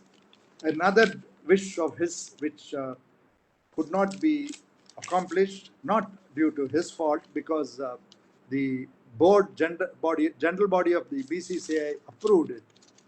The plan was to have the board's permanent home in CCI, but the government of Maharashtra did not permit any construction there, and therefore the project had to be dropped there. In fact, MAC even had an idea of donating all his cricket memorabilia, his collection, his valuable collection, to a museum to be established in BCCI's permanent home. However, that was not to be because of circumstances beyond his control. Only in the year 2006 did BCCI have permanent headquarters at the Wankhede Stadium in the cricket center. Otherwise, the BCCI's office rotated with each president of BCCI, and the president's office was BCCI's office. And now, to talk of the legacy of MAC, I would only want to say that both in TNCA and BCCI, his legacy moved in opposite directions. In BCCI, his successors, whether it was Balu Alagannan, who was his vice president for 25 years and who succeeded him in the year 1988, followed by N. Shankar for a short stint, then by A.C. Muthaiya, who followed in his father's footsteps, and then N. Srinivasan, who had a long tenure, and all of them consolidated and built upon the foundation laid by MAC, and Tamil Nadu Cricket Association retains its good name. In fact, A.C. Muthaiya went on to become the president of BCCI also, and so did N. Srinivasan, not only the president of BCCI, but also the chairman of ICC. And to Srinivasan's credit, he also stabilized or brought stability to the general body of the TNCA, which was riddled with factionalism and groupism before that. And so the TNCA is run smoothly But then I wouldn't say that of BCCI. In fact, BCCI's trajectory, governance trajectory, moved in exactly the opposite direction. There was a sharp decline in governance standards. It was opaque. Politics, power grab were the names of the game. Politicians, and it was very interesting that politicians of all hues who have dogfights in parliament and outside parliament and in the public sphere all cozied up in the BCCI to form an old boys club, and that is the only place that they would agree on any issue. And entrenched and vested interests developed, controversies arose, so much so that very unfortunately the Supreme Court had to intervene and appoint the former Chief Justice of the Supreme Court, Justice Lodha, to go into the whole gamut of issues in BCCI and suggest reforms. Lodha committee suggested a wholesome set of reforms which are sorely needed for a body like BCCI, and the Supreme Court also appointed a committee of administrators to implement the reforms, which took 3 years because of the stalling tactics followed by the erstwhile BCCI office bearers and the various associations. But I will come to that slightly later. What is the silver lining here, and also a heartening trend, is that the players, our wonderful cricketers, were not distracted by the goings on and politics of the board. In fact, the cricket levels reached new heights, new standards of excellence. And after the turn of the century, or just before that, we saw many world-class cricket champions from India, icons like Sachin Tendulkar, Rahul Dravid, Anil Kumble, Sehwag, Sourav Ganguly, VVS Lakshman, Zahir Khan, MS Dhoni, and more recently Virat Kohli and Bumrah. They are holding aloft the flag of Indian cricket on the world stage. Indian cricket has reached its pinnacle at the world stage, and the Indian team achieved ICC's test rank, first #1 ranking in the year 2017, and also later, briefly, and also ODI subsequently. So Indian cricket team now is really world class, and what I would hope is that the governance standards in the BCCI presently will have to rise in tune with the high levels of performance that the players are displaying on the field. There is a magnificent obsession, as you all know, with cricket aficionados and writers in choosing teams of different eras, all-time great Indian 11, all-time great world 11, and so on. There could be very interesting debates and discussions on that. But I would like to tweak that game a bit and say, what happens if we choose an all-time Indian cricket administrators 11 or even international cricket administrators 11? Of course, and undoubtedly, MAC's name would be right on top, and he would be the captain. Some others from his time, like Zal Irani, Fateh Singh Gaikwad, Sriraman, Chinnaswamy, and Raj Singh Dungapur, to name a few, would definitely, without any argument, get into the side. I'm not even sure how many of the later day administrators would find a place in it, leave alone, if at all. And if I also try to imagine what MAC would say or feel when he sees the state of affairs of the BCCI since he stepped down, and let's say since he passed away. He would naturally be happy that Indian cricket has developed so much, that India has earned its place in the sun in world cricket, that the players are performing so brilliantly. But he would also be disheartened and in fact heartbroken by the goings on and controversies in the BCCI, so much so that the court had to intervene. In fact, if he and others of his era were still in charge, I don't think the court would have ever come near BCCI. Whatever problems there were, they would have solved themselves.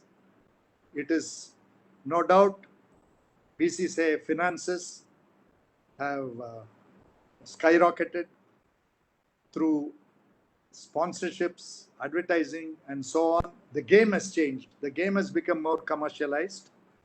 The business model of cricket has changed.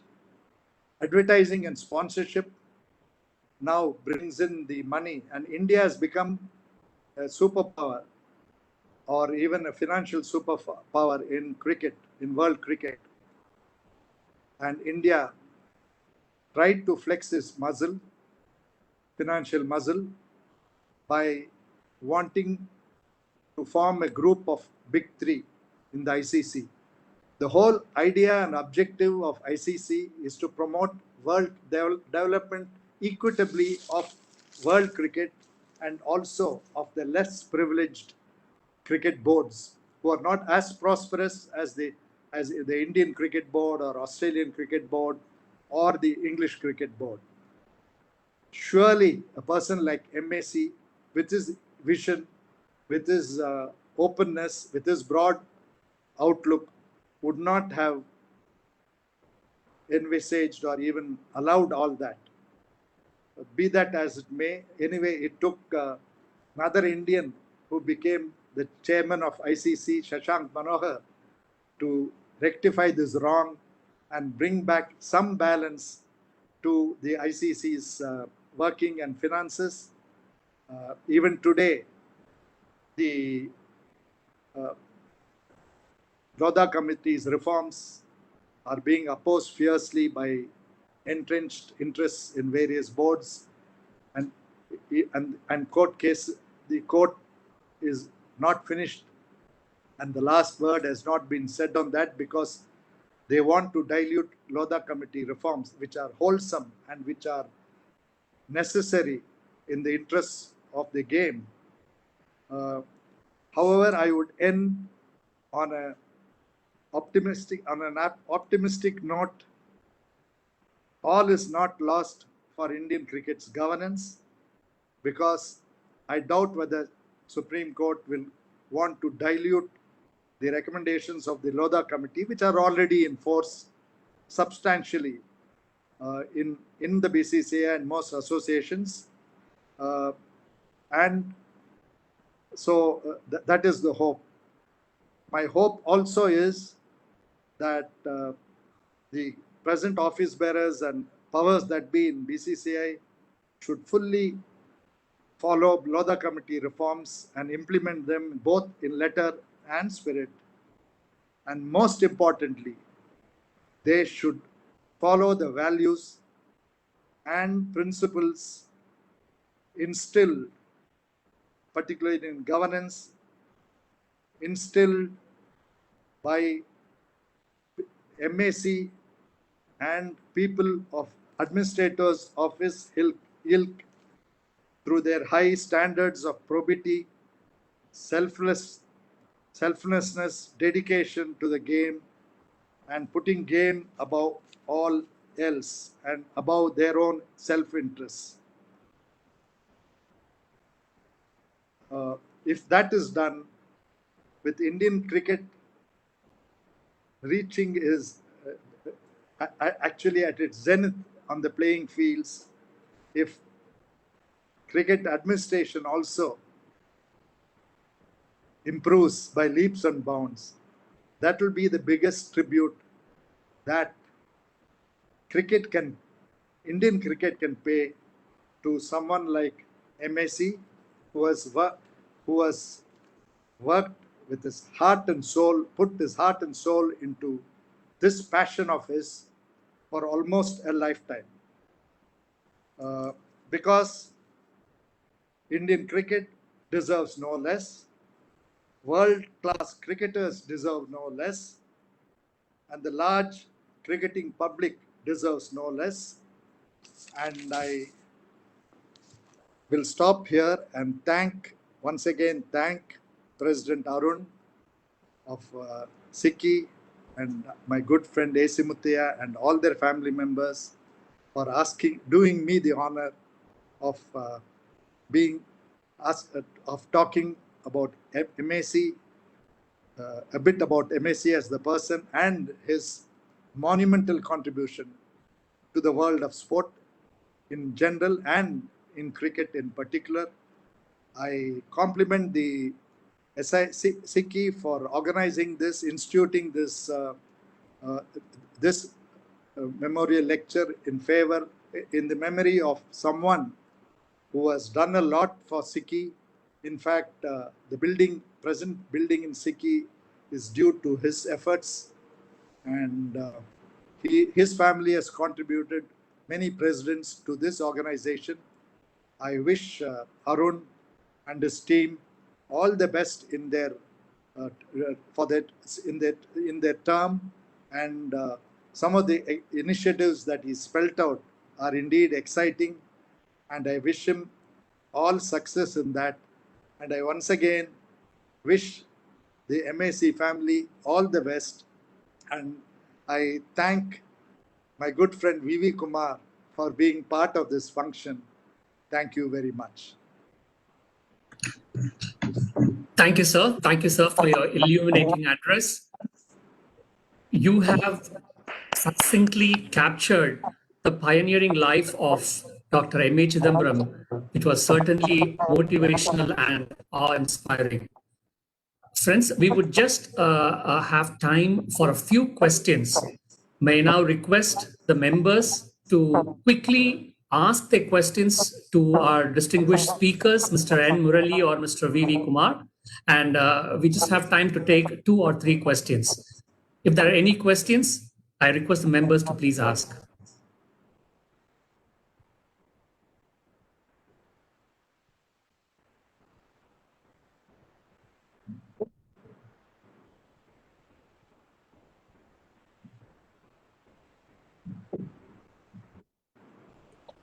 Vinod, I hope you've unmuted everybody.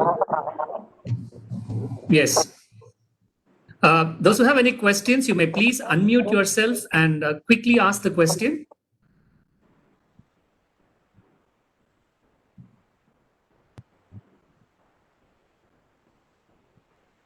Actually, there can't be questions on MAC. There can only be learnings from him. Very true, sir. Very true.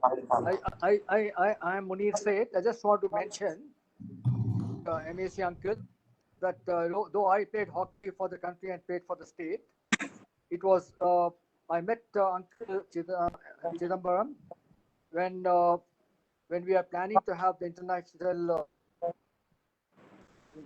hockey tournament in Chennai, and when I just mentioned this to him, he immediately, this was called the Champions Trophy. In 1996, he immediately wrote a letter to the Chief Minister N.G. Ramachandran, and he took all the particulars from me. And thanks to him, we got the champion. We had the Champions Trophy in Chennai and the Radhakrishnan Stadium, all because of his intervention, and all because of his writing a letter and meeting the Chief Minister. And we went for the International Hockey Federation. The first thing the FI had asked me in Brussels is your state government will be contributing to this game. When I showed the letter of Mr. Chidambaram, that he had the Chief Minister, who had also agreed, immediately the Champions Trophy was given to Madras Such was his contribution not only for cricket but also for other games like hockey. I would just add to what my friend Munir said, because I had wanted to say this but somehow forgot that. When he was selected for the Olympics at the Jalandhar camp, MAC was the first person to ring up and congratulate Munir. 100% right. Thank you.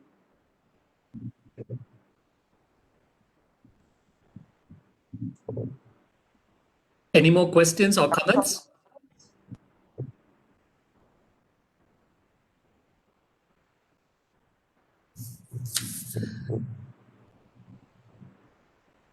Okay, we will quickly move ahead. Sure. Yes. I have a question, if I may. Vivi Kumar. What are the stresses, physical stresses? Can you hear me? Can you hear me? Not exactly. A Yes, little yes, lot of Mr. it. Ram. Vivi, what are the stresses, physical stresses on a spinner? What kind of injuries are typical for spinners? Because it's often thought that only fast bowlers suffer serious injuries. So, of course, we know. So, in your experience and observation, what are the risks of injury for genuine spinners, spinners of the type you spoke about? Are you able to listen? Am I audible? Yes. Now, Ram, that your question, I would say that the ready answer is available for you. As you are aware, the sports injuries can happen to persons or spinners, irrespective whether quick or fast, if they are able to confine to the rigors of either spin bowling or fast bowling. Now, as I told you earlier, the concept itself has changed. Now, the spinners has got a very easy action and it doesn't require any body movement or any sort of run up or all delivery stride and also release. It's all mechanical. So the question of getting injuries are far less than when you actually apply yourself to the original standard of spin bowling, which is not happening now. Yes. Thank you. Thank you. Thank you, sir, for your question. Now it's time for us to honor our guest speakers with the mementos. May I now request Dr. A.C. Muthaiya to say a few words, please? Murli, what a wonderful speech you gave. Such a detailed and thorough speech. You went into so much of detail. If I were physically next to you, I would have stood up and hugged you. Murli, I think you deserve a PhD. And I've always been saying, even from the days of our TNCA, that you're a very frank and a forthright person. And that's what you were. You demonstrated that in your speech today about the Board of Control's administration and the Loda Commission's outcome and so on. So thank you very much, Murli, for your wonderful speech. And the memento, unfortunately, we are not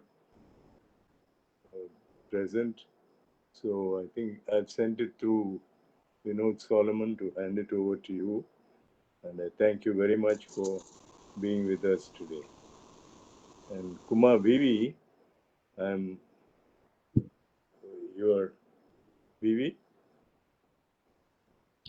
Yes, sir. Vivi, your wonderful speech on spin bowling, the art of spin bowling.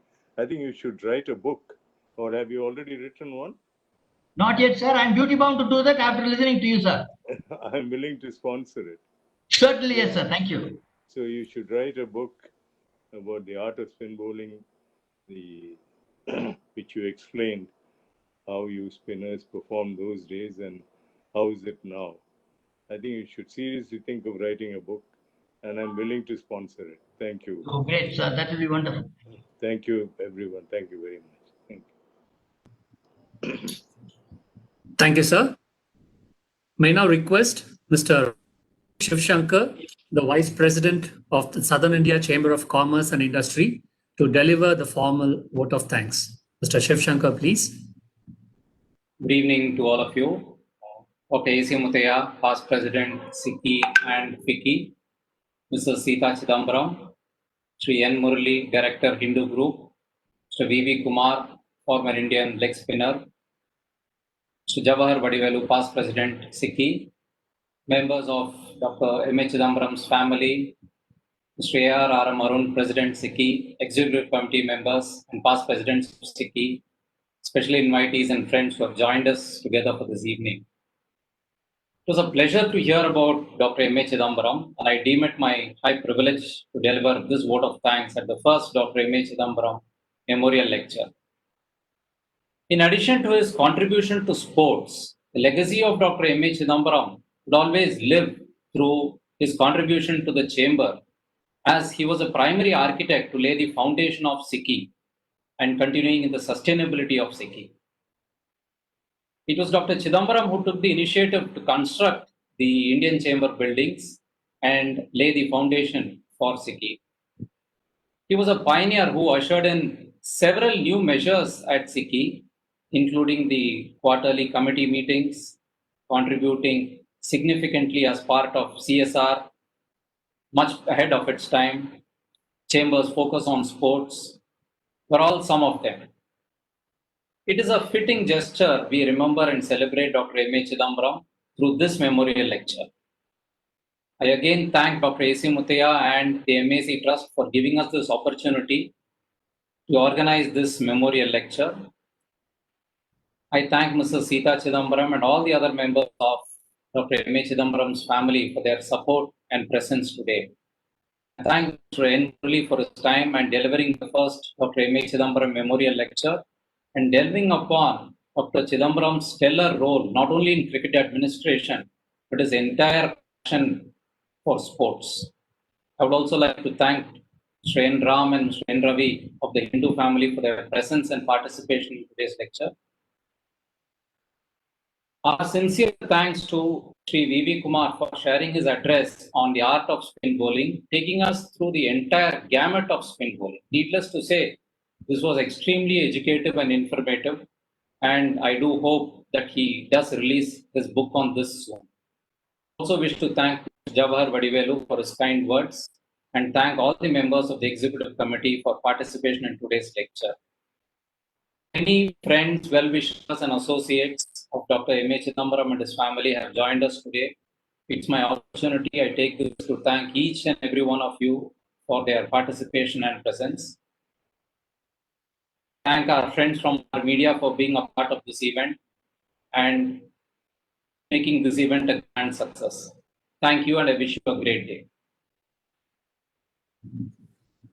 Thank you, sir.